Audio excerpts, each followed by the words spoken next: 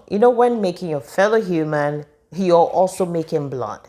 So you need something that would give you a good supply of blood.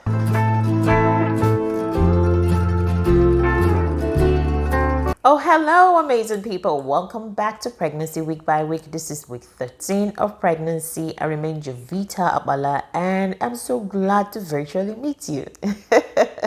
So welcome. If you're just watching this video for the first time, well, we're glad to have you around. Why not consider hitting the subscribe button so you follow through with everything that we have in this video series. Yes, we are coming all the way from week 1 and this is week 13. So you might want to check the playlist so you don't miss out on any vital information. So without further ado, let's get right into the video. Week 13 is the week where your baby is the size of a lemon. And this is the closing period of your first trimester. So mommy, now that you've reached the end of the 3rd month of your pregnancy, it is time for you to see a midwife or an obstetrician. You know, in week 12, I was like, you are about, or you were supposed to start your antenatal. Now, this is the process. You're going to see them all the time. So if you're somebody who doesn't like needle pricks, who doesn't like going to the hospital, sorry, darling, you're going to be doing more of that for the well-being of your baby. Your blood pressure will be checked for every visit. Your urine samples will be checked, and even your blood will be checked. Some facts about week 13 is at week 13, dizziness continues for some women. And this is because of the low blood pressure that happens in women at this stage. So if that is you, you have to resist lying on your back and you have to do things slowly. Stop being overly too excited and being so spontaneous about everything. Whatever you're doing, you have to do it slowly. If you're standing up, you have to do it slowly. I'm not saying you should be one snail. I'm not saying you should be lazy. That's not what I'm saying. What I'm saying is whatever you're doing, just do it gently so you keep yourself safe. Tips for you on the 13th week of pregnancy. At week 13, your baby's spinal cord and the nervous system are about the first to develop in this stage. So folate is very essential. Now, folate is also known as folic acid. Folate is essential in neural development, and folate is found in green leafy vegetables, beans, whole grains, and bananas. Get calcium. Mommy, get calcium, lots of calcium. And you can find that in milk. Calcium helps you to maintain a solid bone density and prevents osteoporosis later in life. Calcium can also reduce the risk of preeclampsia. Number 3, embrace your sex drive. You know, your 2nd trimester is around the corner and most of the pregnancy symptoms you experienced in the 1st trimester are beginning to disappear. Remember, I said earlier in week 12 that you should keep yourself emotionally connected to your partner because once the spike comes back, you have to connect. So if you're not emotionally connected and you've been all cranky, all this, and sometimes you could be cranky and your partner won't understand.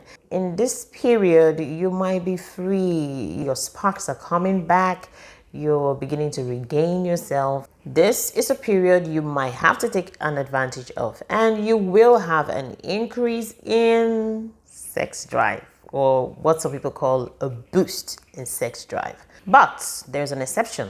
But if you've had a history of miscarriages or early labor, you might have to abstain from sex. Sex in pregnancy may help to speed up postpartum recovery. It also helps the pelvic floor to be tightened and helps to improve your sleep. Eating. Do not eat too much. Cut down your portion size. I've been saying that right from time. Cut down your portion size. If you have a particular portion to eat for breakfast, divide it into 2. You know, that's when you have people calling things like brunch, breakfast, and lunch. So divide it into 2. Eat this portion and eat this portion. Even your lunch, eat this portion and the other. You can eat as much as 6 times in a day. You can even nibble on so many things in a day so that you don't clog your belly. You know, at this point, it is very easy for you to get constipated, 1. And on the other hand, you will get a lot of discomfort because of the hormones that keep going about their business and your body changes. So do your best possible to cut down your portion size. Then you should take a lot of fruits.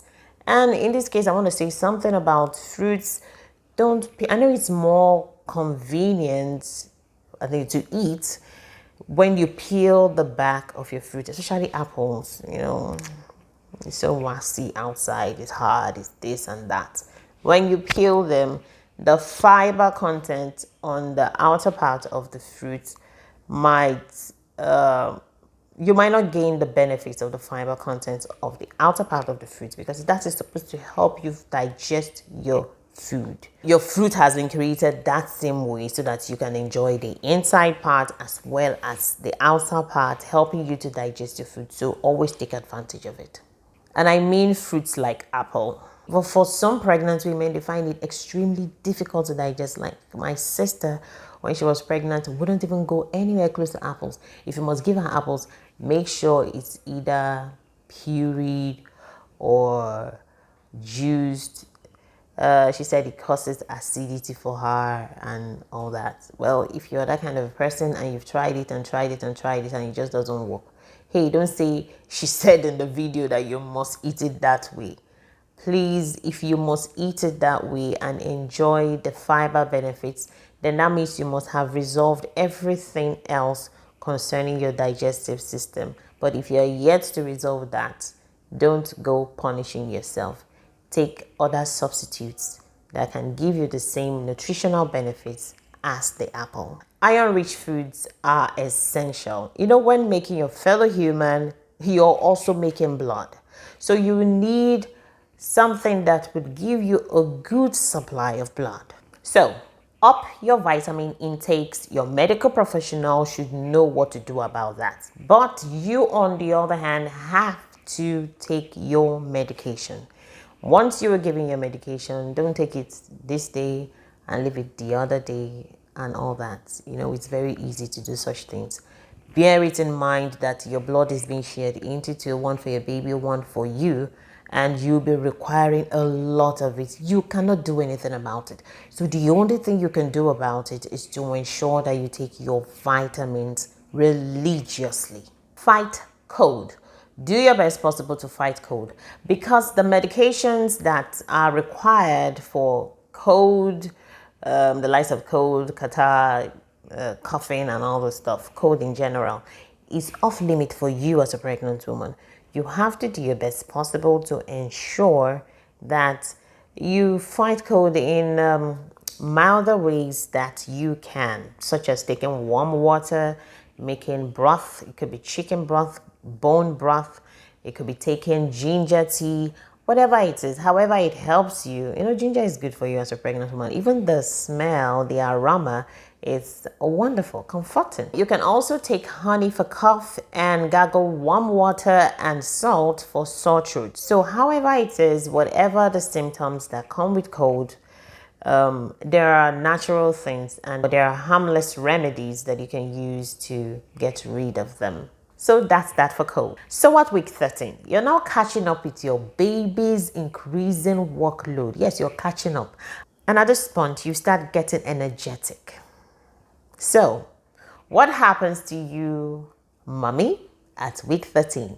A dark line called the linea nigra starts to appear at the lower part of your abdomen, and it becomes more obvious as your pregnancy increases.